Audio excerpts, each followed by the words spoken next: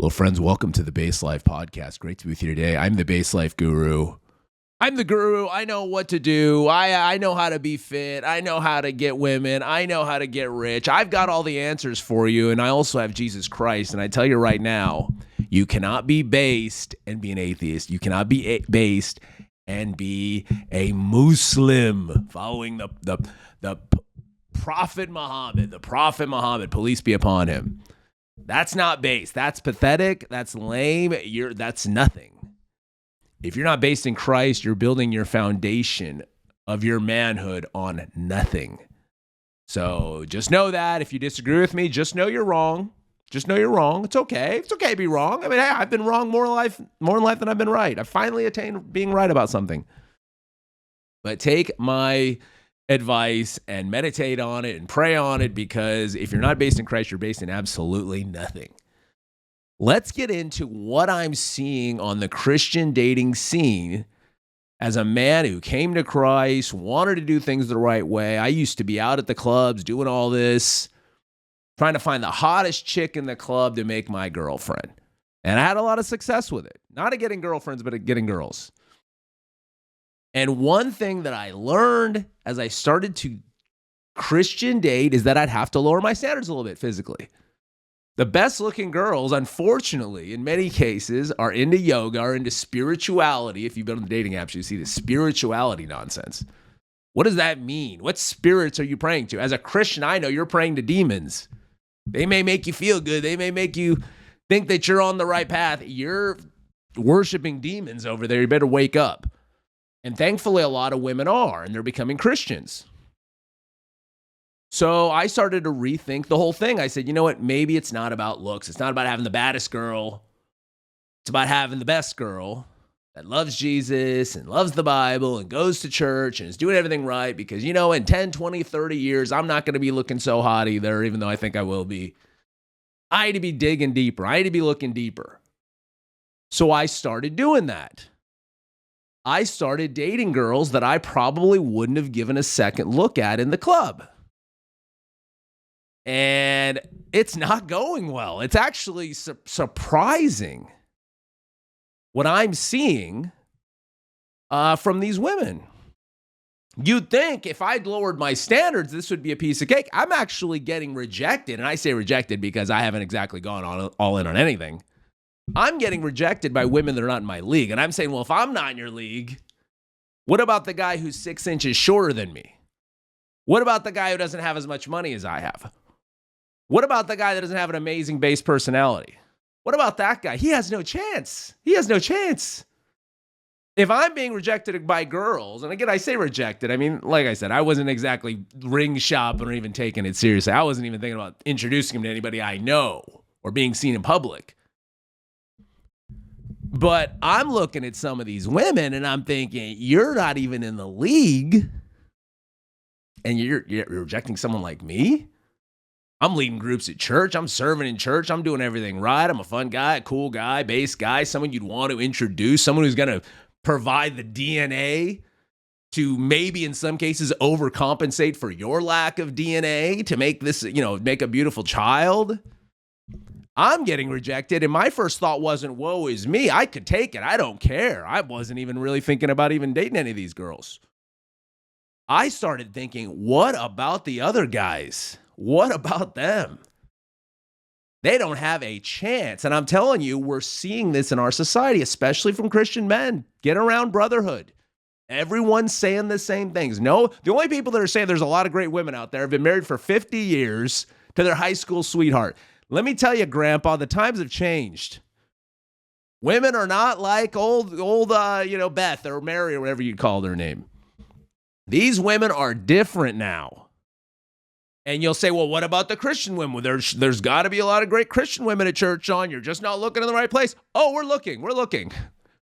We're dating. We're seeing it. And there's a big problem. And that's going to be a big part of what I talk about in this podcast. Are the insights that I'm seeing from Christian dating. I'm sure the haters are going to say, oh, you just don't have game. Oh, you're not everyone's cup of tea. Or maybe maybe you're coming off too cocky. You're coming off this and that. Listen. You can think that if you want, but we're seeing it happening in society. It's not just me. Trust me, if I wanted to get any of these girls, I'd turn on a game that they didn't even know existed, but I'm not trying to tap into that game with them. Who the hell are they? I'm not giving my A game to C-level talent. I'm not playing my best. I'm like Roger Federer, and you're saying I want you to play your A game at this exhibition over here. No, I'm not bringing my A game. I'm going to show up. I'm going to hit some shots, and we'll see if you're entertained. And I'm seeing in the Christian dating scene, and I'm talking to a lot of men, and they're seeing the same thing. These women need a reframe. I'm thinking about at my church starting a small group where I can coach women on how to get a high-value man, a high-value Christian man.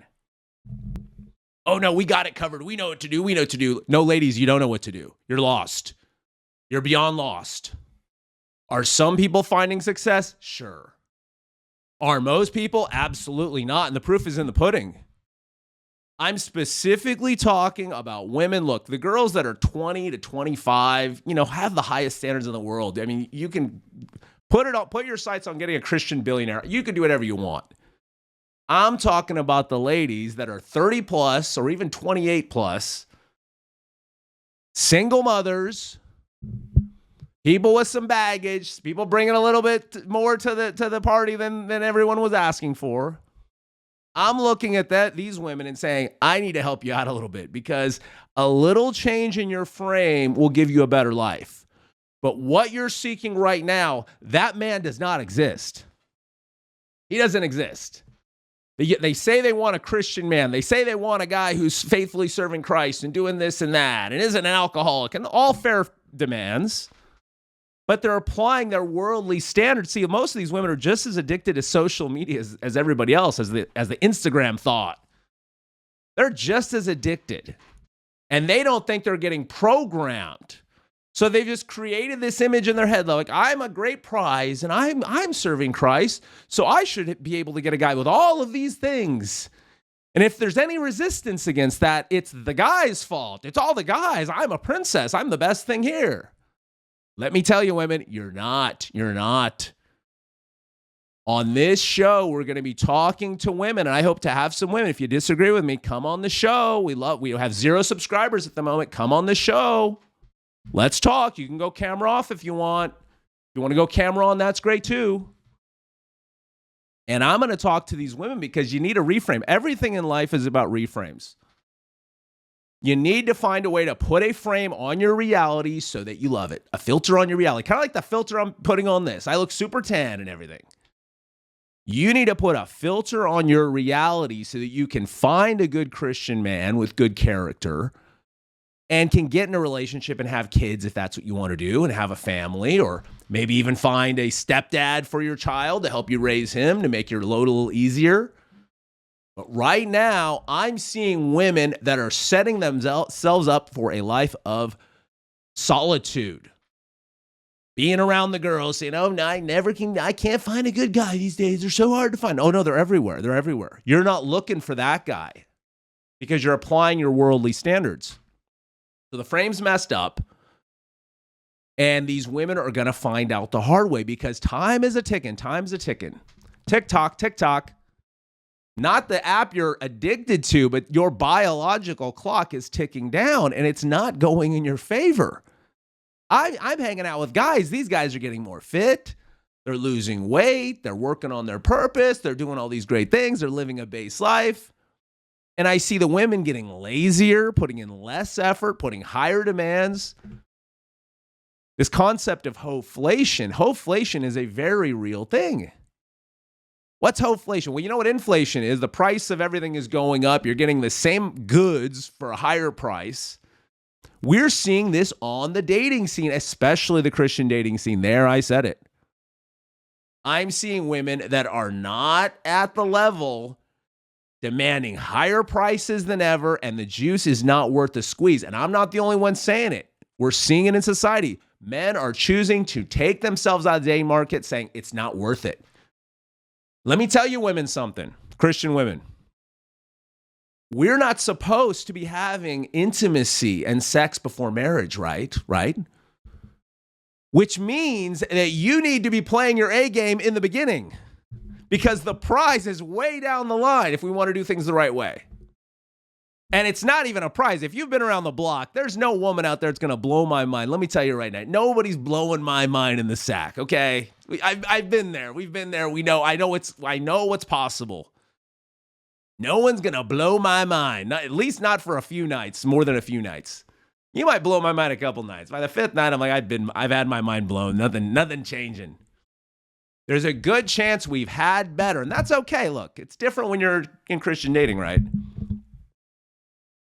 But what I'm seeing over and over is women that are saying, you're not going to get the prize until you marry me and put a ring on my finger. Meanwhile, I'm not working on myself. I've got a list of demands. I've got a kid that I'm going to bring over here, but I want you to be this, and you need to lead, and you need to make money, and you need to be doing this and this and this. And oh, here's my trauma from my past relationships. Let me dump that on top of you. Let me have all these rules that I've set up about how you need to be because I made bad decisions in the past because my discernment sucks. But I love Jesus. It's like, yeah, I love that you love Jesus, but I'm not really doing this. And a lot of guys are thinking it's just not worth it. Even me. Most of the time when I'm going out on dates, I'm just looking to have dinner. I want to go to sushi. I don't want to go by myself. I'll bring a lady. I like having companionship. I'm not going because I'm thinking this is going to turn into marriage. Women are not on their game. The great majority. Oh, by the way, there's a lot of undiagnosed mental illness in the Christian dating scene. Don't even let me get started on that, friends. We have so many episodes to talk about on this. Borderline personality disorder, narcissistic personality disorder, histrionic or whatever it's called, personality disorder. You got personality disorders. You have trauma from past relationships. You have a world that has corrupted the minds of women that has them looking for something they're never going to find unless they find some stupid simp beta who's desperate. Then he's going to get the goods and he's going to be like, what the heck was I thinking? This prize ain't anything either. And women are lazy. They're not putting in the effort. And I'm supposed to be getting excited about this. Read Proverbs 31. That's a dutiful woman. That's a woman putting in work. I'm not seeing women putting in work.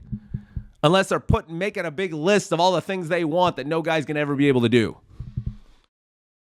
So I'm going to be talking about this. I think this is going to be a thing that the world really needs to hear this. The world really needs to hear that Christian women, if you want to have good relationships, you need a reframe. I'm going to be the reframe. Now, my audience is men, and I think men are going to learn a lot as well. I tell men, hey, look, you gotta be on your game. The women don't show up. Hey, at least you did your part. And what I'm seeing is the men are doing that. And what I'm seeing is the women are actually choosing the guys that aren't on the path. I'm thinking a lot of the Christian women out there, this is like a cultural thing. And look, I love that you love Jesus. I love that, come on. Of course I love that you love Jesus. But have you done the work on what's deeper? Have you done the work on the flesh part? Because I don't think you have. Have you done that work? Have you processed your traumas? Or you're just bringing them to the party and dumping them on there and saying, see, I'm a pretty girl. Or this is good enough, right? It's not good enough. It's not good enough. Not with the hoflation. Hoflation is breaking us, women. Do you see what's happening to the money supply? And a lot of the good girls are going on OnlyFans. I would tell women, if you're a somewhat decent woman, this is a perfect market for you, but you need to change your brain. You got to change your frame a little bit. You're not 24 years old anymore. You're 32 years old. You're 34 years old. You're 29 years old. You got miles on you. It's all good. We like a good bargain. We like a good value. I got miles on me too. Kind of, not really. Your miles are moving, and this is a lot of deferred maintenance, if you know what I'm talking about. There's a lot of things I'm going to have to overlook, which we're willing to do because, 2 is better than 1. We can glorify God in the relationship, but the frame has to be right. And I'm seeing the frame is all wrong with Christian women. We're going to be talking about that on this show. We're looking to grow a community. Please like and subscribe. Please like and subscribe. It's pathetic to only have 0 subscribers. Like and subscribe because I think we're going to have a lot of interesting content. You want to get in now when we're a tiny little joke on the internet that nobody cares about. You want to get in now and say, I was always there. We were always there. So get in now. The Base Life Guru, the Base Life Podcast. And like I said, This guru thing, a lot of women, I'm asking women, I don't like it. It sounds like a Hindu mystic thing. And I said, what am I asking women what they think of my name should be on my show? They're not even my audience. In fact, them not liking it is proof that I should use it, right, guys? So come on back, praise the Lord, subscribe and like this video, and we're going to have an amazing time. I'll see you on the other side, guys.